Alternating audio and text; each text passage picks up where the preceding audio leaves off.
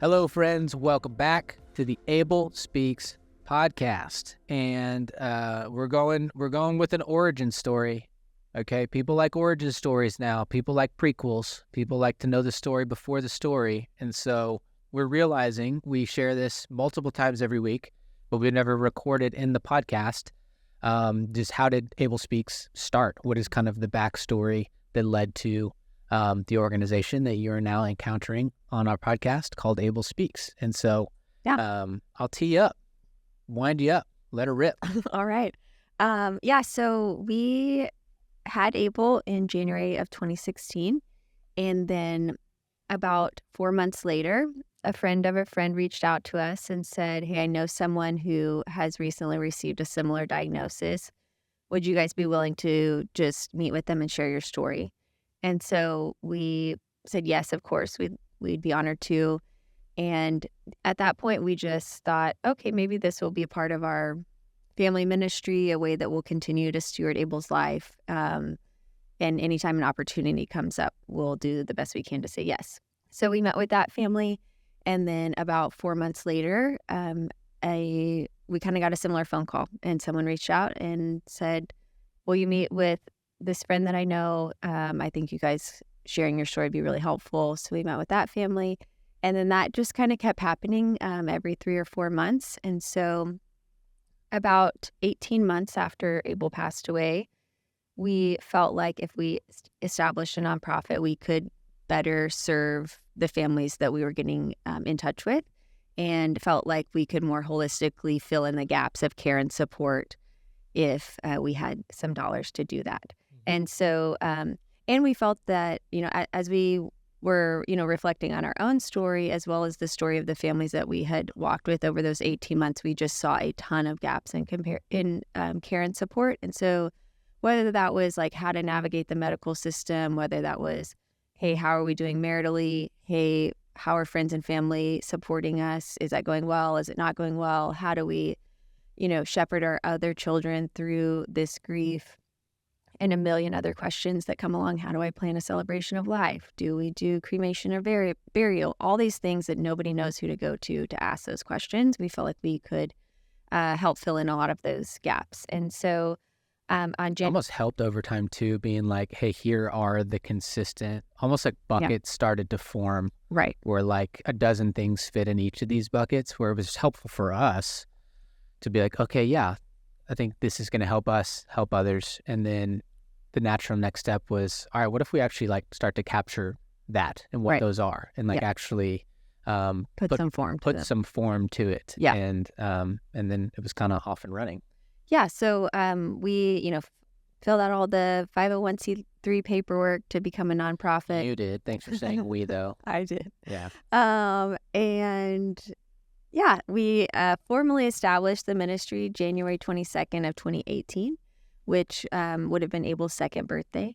And I was, kind of doing part-time. Daniel was still working on staff at our church at the time, and so was helping nights and weekends, building, websites and all the things. And so that's solopreneur life, baby. That's right.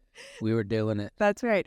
And so, we did that until the summer of 2019. And then at that point, we kind of looked at each other and were like, hey, I think we can't maintain this on our own, especially with Daniel working full time at another job. And so it was like either we need to go all in as a family or pass the ministry off to somebody else that has more capacity to run it full time.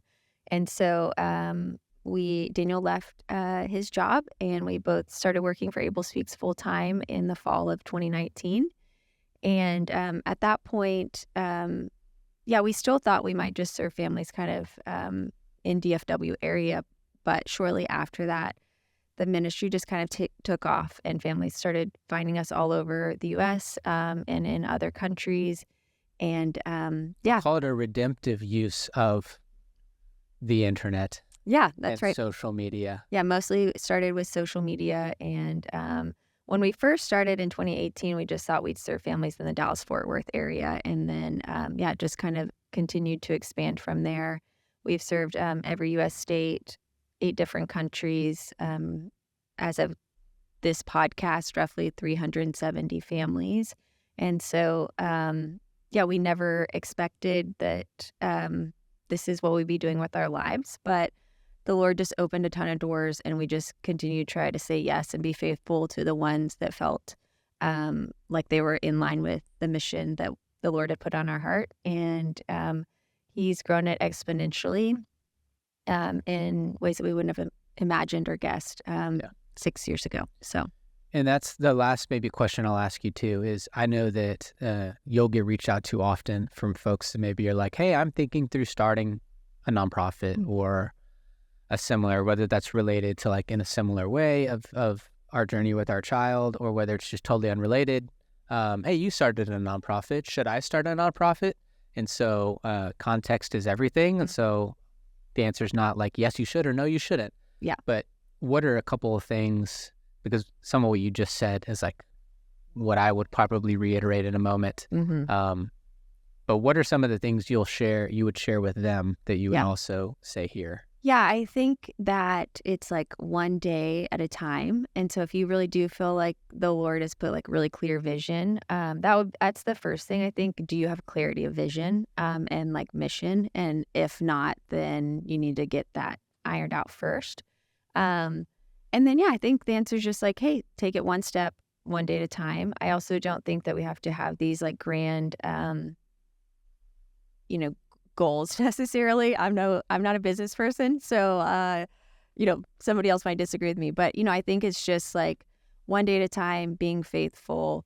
And the way that I approached it was like, I'm just going to serve the people that the Lord has brought to me and entrusted to me, and let Him deal with the rest of it, and not worry about numbers, and not worry.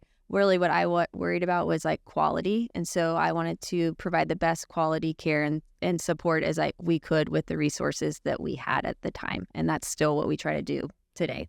And so I would just say that, and then I also would say, you don't have to start something. This is more specific to the context of if you have a child that passes away, but you don't have to start something. It's not the only option to honor their life. You can jump in and participate, whether that's with Abel Speaks or other ministries that are already existing.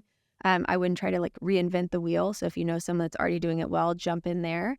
But then if you see gaps that you're like, hey, I think God has uniquely wired me and created me to fill those gaps well, then I'm like, go for it, and just take it one day at a time and be as faithful as possible. Yeah. And just to clarify, there was in 2018, when we were starting it, really when you started it, there was no sense of like, and therefore by 2023, here's what we'll be doing. We'll be sitting here recording a podcast, and there was none of that. There was this sense of, hey, here's what we're already doing that we're pretty sure the Lord has called us to and entrusted to us, that we're just doing offline organically. And I think that we still feel like He's asking us to do that. There's still people that are reaching out. There's still gaps in care. And so I guess we'll keep doing that. And then as we figure out year over year how to do that more effectively, how to do that more efficiently, then we'll keep going, like you said, a step at a time, a year at a time. And so... and I think the other piece that really was beneficial for us early on was like we surrounded ourselves with a lot of people that could do a lot of things a lot better than us. And so, utilizing your network to participate in what the Lord's put on your heart makes it feel like you're not in the boat alone, because it can be a challenge, especially in the first few years to get things off the ground. Whether that's the formality of like a board of directors for accountability and oversight and counsel and things like that, or whether it's just the informality of having people that are going to help you feel like there's wind at your back, because it's a freaking grind, and to be encouraged and to have other people that want to steward their time and their talents and their treasures to support the ministry is invaluable. And so financially, mentally, emotionally, spiritually, it just you don't want to go out and do it on your own. That's right. And there was some phase early on too where genuinely it wasn't like we're gonna make this happen come no matter what. It was just like should we keep going? Yeah. Is this yes? Okay. It looks, hey, there's provision there. There's opportunity there. we're going to keep going, and we're totally at peace with like, if this is all it ever is we get connected with a dozen families in the Dallas area a year, and that then we're totally content and great with that. And there's a proof of concept phase early that, like any business or organization, is like, I think this is a need. I think these services will be valuable. I think there's a market or a demand for this, but I don't know that until we actually start to do it. And that's what was overwhelmingly clear earlier. And the people we had surrounded ourselves were reinforcing that same thing of like, hey, I think there's proof of concept here. I think we're checking that box. And so now let's start to go, and let's start to scale, and let's get after it. I think the last thing too is just like having to hold it really, really loosely, where someone gave me that advice early on of just like, this isn't about you. And so there might be a day where you might not be the person in that seat, and it might not make sense. And so always being open to and putting the ministry first. And so I think that's something that we've really tried to do from day one. And I think it has served the ministry well, and it feels it's a lot more peaceful for us. So yeah, it's not about you. It's not even about, in our context, it's not even about Abel. Right. It's a mission that is more broad and general than any one story. And it is ultimately about God's story and the stories that he impacts and that he's writing, that we get the privilege of being a part of. But that perspective is critical, and lets you know, hey, what's our role to be responsible for and to steward and to get to enjoy and be faithful with, and then what's God's role, and not getting those things confused. And so any final thoughts? I think that's probably more than we planned to share when we started recording. It's something that's fun for me to talk about, and so many people supported and helped us early on. And so to provide any wisdom on that front is fun for us to talk through. But that's how the ministry got started, and it was one day at a time, and still is. We just try to make the next right decision. So awesome. Well, we're going to wrap that up. That's the origin story of Abel Speaks, more or less, 10-minute version. So let us know if we can serve you in any way. We're honored to get to do what we do, truly, and we don't take it for granted. So love y'all. Thanks for tuning in. Catch you next time on the Abel Speaks podcast.